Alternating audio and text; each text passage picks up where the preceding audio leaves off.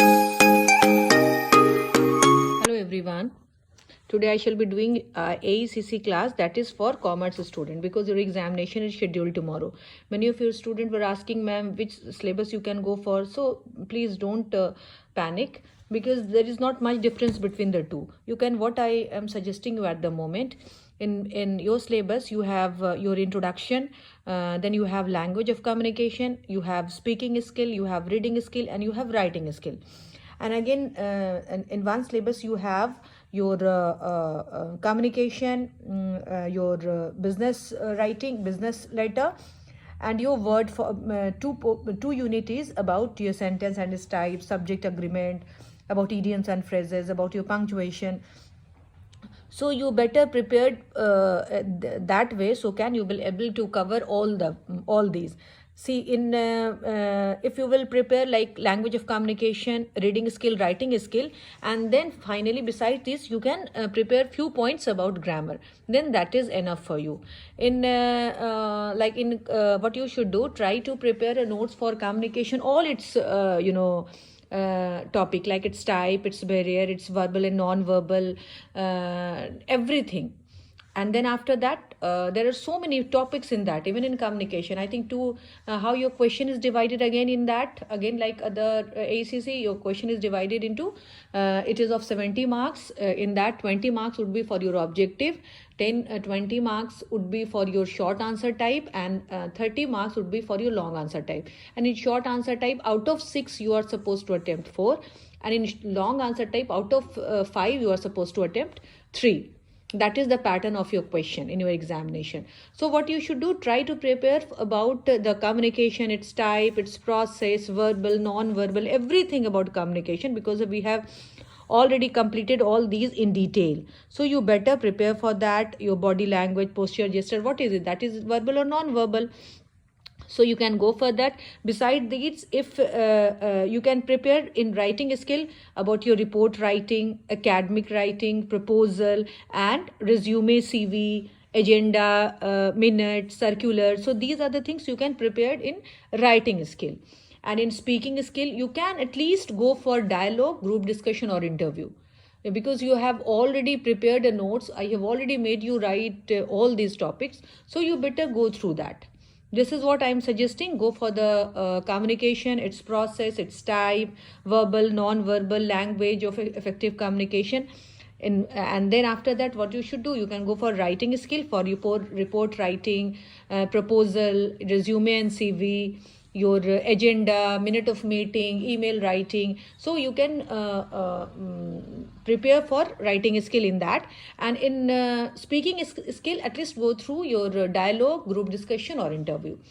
Besides this, you have to prepare your grammar section, because in one syllabus you don't have any grammar section, but you better prepare grammar section. That is most important, because 20 marks objective will definitely be from grammar section. I'm pretty sure for that. In grammar section, what you are supposed to read, you all are supposed to read suffix and prefix, punctuation, clauses and its type, idioms. So these are very simple topic.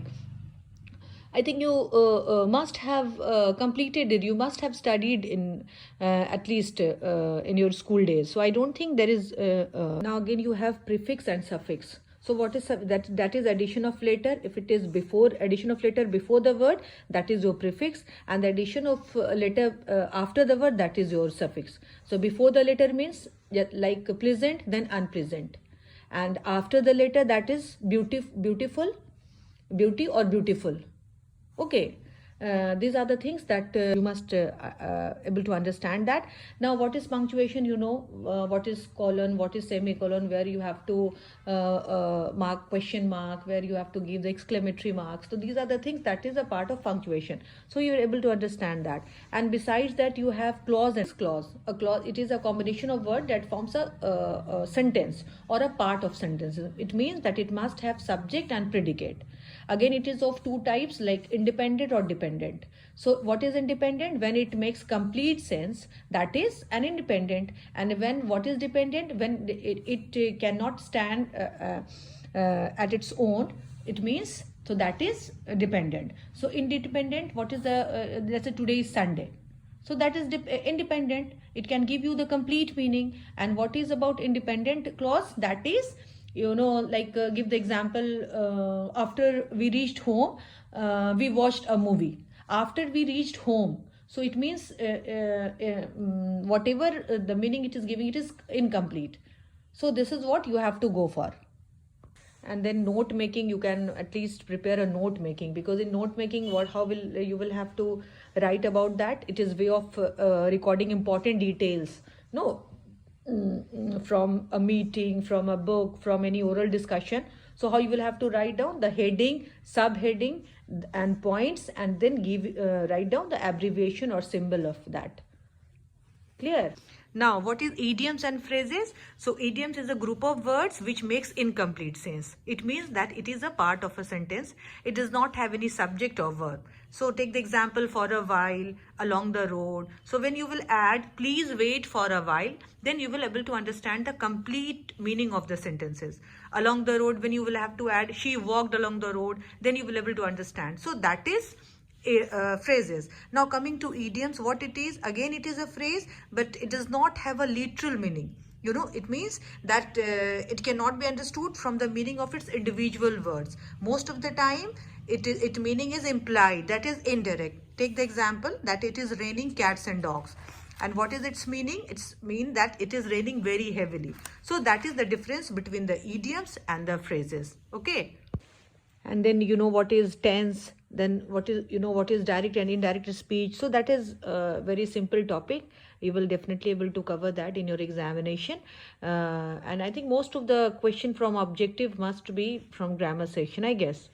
Otherwise try to revise everything, and best of luck to you all.